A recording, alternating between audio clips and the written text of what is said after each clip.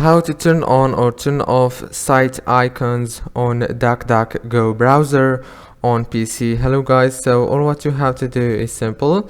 Go to DuckDuckGo browser. This is the home page, as you can see right here. Now all what you have to do here is simple. Just click in the top corner on those three lines and click on Themes.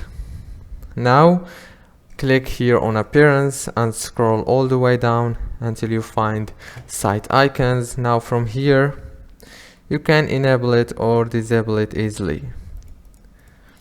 If this video was helpful, please don't forget to like and subscribe. Thank you for watching.